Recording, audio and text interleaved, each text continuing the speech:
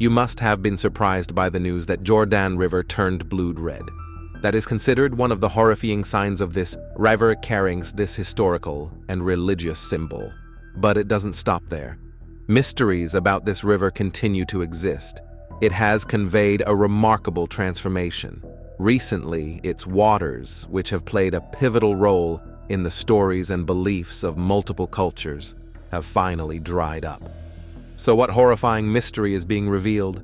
What hidden treasures have been exposed? And is the river drying up the wrath that God is sending down? I invite you to watch until this video's end to discover what happened and learn how we need to pray to get through this time of great tribulation. Is the Jordan River drying up? If Jesus were to plunge into the Jordan River today, he might well injure himself. The great biblical waterway is now little more than a shallow, unimposing trickle of sludge, a murky body of water that is in danger of withering into nothingness. In the early 1960s, the river moved 1.3 billion cubic meters of fresh water every year, from the Sea of Galilee to the Dead Sea, but recently have reduced the flow by more than 90% to about 100 million cubic meters. The dramatic decline in the Jordan is the main reason why the Dead Sea is also vanishing. The level of the world's saltiest large body of water is falling by a meter each year, and the sea could disappear very soon. Yes, the Jordan River has been drying up and is not sending as much water to the Dead Sea as it used to. Other issues are also plaguing the river and region. The small Middle Eastern nation is already one of the driest countries in the world, and rising heat, coupled with a growing population, is making things much worse. Might you remember? God dried up the waters of the Jordan River for Israel in the same manner as he did with Moses and the Israelites crossing the Red Sea. The Israelites' crossing of the Jordan River on dry land was of tremendous significance to the Israelites. God once dried up the Jordan River to save his people, and now he is continuing to make this phenomenon happen. What happens when the Jordan River dries up? When any river dries up, the effects can be felt across a number of industries. In the Middle East, people often depend on healthy rivers for drinking water, for growth of crops necessary to survival, and for other uses. The Jordan River is also important in irrigation of crops and in the tourism industry. Many religious people come to walk where Jesus walked and be baptized in the same river where he is said to have been baptized. That tourism industry based on the religious sites will eventually decline if the waters of the Jordan dry up, as there will be no way to support visitors and the appeal of visiting the river will be lost. Fortunately for Israeli residents, the primary source of drinking water is now the Mediterranean Sea, as Michigan State University's Agriculture Extension explains. Desalination plants convert the salty Mediterranean water into fresh, drinkable water. However, the Jordan River drying up would still be devastating to the region, as the river supports so much of life there. What is found under Jordan River? The fact that the river dried up also revealed many mysteries related to the Bible, a real sign that everything is happening because it is God's will.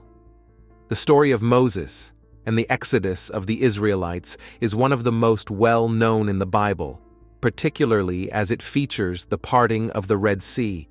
Exodus, the second book of the Bible, has been a subject of much debate over its historical accuracy, as some scholars have questioned the claim that the ancient Israelites immigrated from Egypt during that time period. A team of archaeologists has discovered evidence which they believe backs up the biblical account of Moses leading the Israelites out of Egyptian slavery and into the promised land of Canaan. Despite a long-running debate over the historical accuracy of the story found in the book of Exodus, archaeologists Ralph K. Hawkins and David Ben Shlomo have said that there is clear evidence of ruins belonging to a nomadic people group who were traveling from Egypt. At the site, the team observed clear signs that there was once a settlement in the area. They identified the low stone walls as animal fencing from what they know of the settlement practices of Bedouins, nomadic Arabs of the Middle Eastern deserts who lived in tents made of perishable materials and would not have needed the stone walls. The team concluded the structures might have housed animals rather than people who lived in tents around them. We have not proved that these camps are from the period of the early Israelites, but it is possible.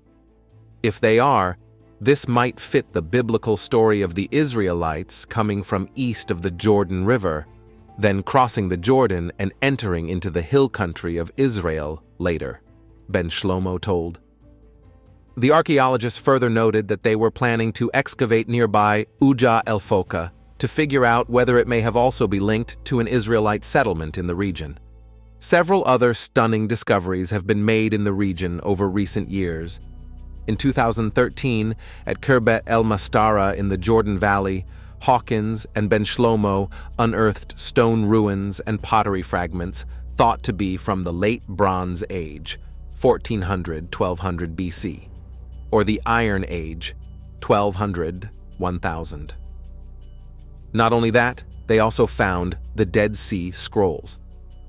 Prior to the discovery of the Dead Sea Scrolls at Qumran, scholars despaired of ever finding Hebrew manuscripts that predated our oldest copies, which were from the 10th century AD, that's 900 years after Jesus. But the Dead Sea Scrolls dated from the 2nd century before Christ, and thus backed up our understanding of the Hebrew Bible by about 1,000 years. 11 caves at Qumran have produced copies of every Old Testament book except Esther, verifying that the copies we had were accurate and reliable all along. The Old Testament we read today is the same as Jesus read, only translated. The practice of storing worn-out sacred manuscripts in earthenware vessels buried in the earth or within caves is related to the ancient Jewish custom of Geniza. 408 BCE to 318 CE. Why God dry up the Jordan River? There's no real mystery as to how the river, famous as the reputed site of Jesus' baptism, has sunk so low.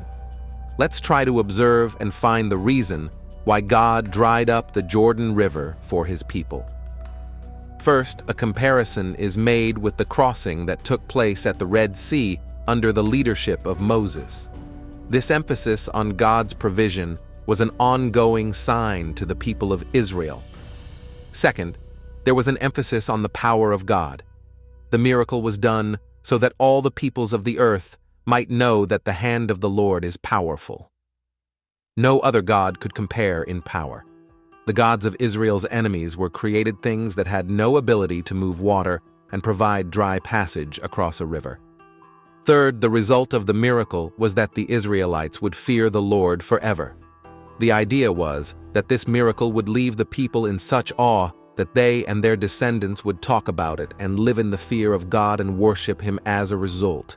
God showed his power and presence in the crossing of the Jordan, and the memorial set up by his people served as a reminder of his might and why the Israelites should fear the Lord. Both the act and its memorial worked to point to God's glory, presence, and strength, which would empower the Israelites as they took possession of their land in the days ahead. Back to these days, one of the obvious reasons why God dried up the Jordan River was to facilitate the conquest of the land of Canaan for his people. At this time of year, the snow of Mount Hermon was melting. The Jordan River would overflow its banks and become as wide as 1 mile in places. It was about a mile wide opposite Jericho. At this time of year, the inhabitants of Canaan had reason to feel very secure. No invading force would be able to cross the Jordan and attack them. The current of the Jordan was swift. Enough rafts could not be made to ferry enough fighting men across so that a siege might be laid on any of the Canaanite cities. However, God causes the waters of the Jordan River to stand up in heaps and the riverbed to dry up. The children of Israel may now march forward and possess the land of Canaan. A way of advance had been opened up for them. Then, a new generation succeeded the old. They too needed to witness the power of God in the physical universe. This demonstration of God's power would assure them as they went into the land of Canaan and were confronted with odds which, from a purely military perspective, would be impossible.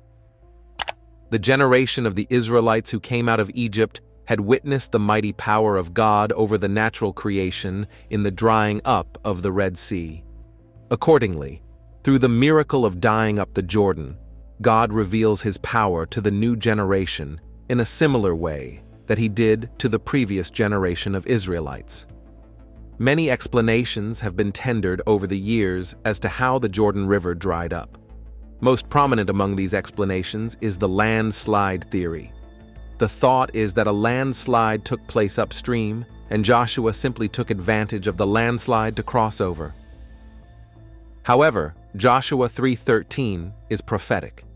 And it shall come to pass, as soon as the soles of the feet of the priests that bear the ark of the Lord of all the earth, shall rest in the waters of Jordan, that the waters of Jordan shall be cut off from the waters that come down from above, and they shall stand upon a heap. Joshua could not possibly know that a landslide was going to take place. The Israelites had all of their religious items with them. The tabernacle, representing the capital of God, is there. The ark and all the sacred vessels were there. Joshua 3:15 makes a very definite comment when it says that, "And as they that bear the ark came unto Jordan, and the feet of the priests that bear the ark were dipped in the brim of the water, for Jordan overfloweth all his banks all the time of harvest." Joshua 3:17 informs us that the priests carried the ark into the Jordan River. Then the river dried up and the people crossed over on dry land. The drying up of the Jordan River resulted in the psychological devastation of the Canaanites. To see Israel crossing over a dried-up river shattered the security of the Canaanites. If, according to Rahab, the hearts of the people of Canaan had melted when they heard about the miracle at the Red Sea, their hearts must have melted again when they saw the Jordan River dry up. God does things for a reason. The drying up of the Jordan River or other mysterious phenomena taking place, such as in the Kaaba, will certainly make you confused, scared, and worried because the real wrath of God can fall at any time. But you should remember, God is sovereign. There are no random, out-of-control happenings.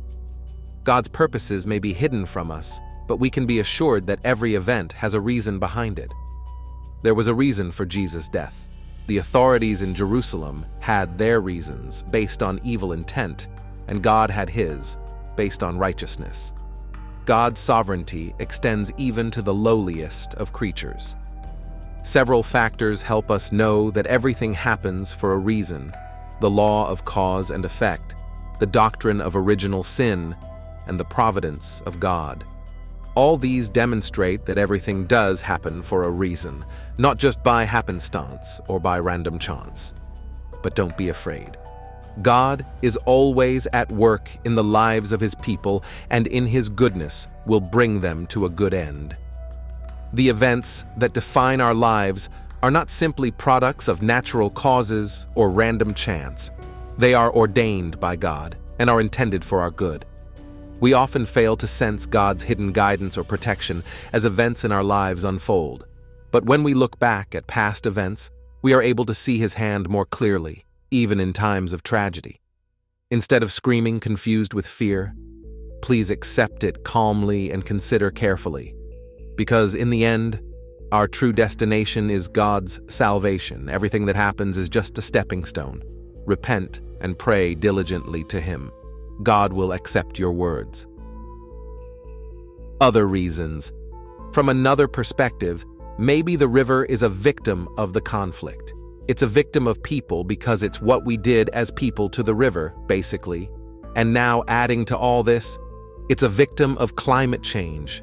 Israel, Syria, and Jordan have all competed for access to the Jordan River's water supply because water is scarce. The conflict creates an incentive to take everything. Nations fighting over water access means that it's difficult for Jordan to be revitalized, as none of the affected parties want to give up any of their water. Years of conflict between the main users of the river, revered by Christians, Muslims, and Jews, have contributed to the crisis. The river meanders for 200 kilometers along the lush Jordan Valley, separating Jordan, Israel, and the West Bank. The story of the demise of the River Jordan is the competition between Israel, Jordan, and Syria for water. It is about grabbing as much water as they possibly can. Almost all the tributaries that feed into the river have been dammed or diverted, turning the Jordan, believed to have been the gateway to the Garden of Eden, into an insalubrious stream in some parts, especially in summer. In the 1950s, Israel built a pipeline to pump water out of the Sea of Galilee, stopping its flow into the Jordan. In the 1970s, to divert water out of the Yarmouk River, a main tributary of the Jordan, to water its farmland, said Mehyar, a Jordanian. A dam being built by Jordan and Syria on the Yarmouk will cut off all its flow into the Jordan, they said. Next reason comes from refugees' straining capacity. Some communities in the dusty, pancake-flat expanse of northern Jordan will tell you their city's water resources long ago reached a desperate state. The new pressures could bring them to the breaking point. At less than 10 miles from the Syrian frontier and 20 miles from Deraa, Mafraq was always going to be the first port of call for many refugees. But no one could have guessed the enormity of the Syrian exodus. Syrians now far outnumber longtime residents, and non-Syrian Arabic accents are a comparative rarity in the teeming coffee houses around Mafraq's potholed main drags.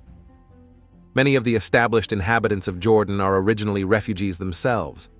Several waves of Palestinians arrived after the creation of Israel in 1948, and thousands of Iraqis settled there after the Gulf War in the early 90s, and during the Civil War that rocked their country a few years after the American invasion in 2003.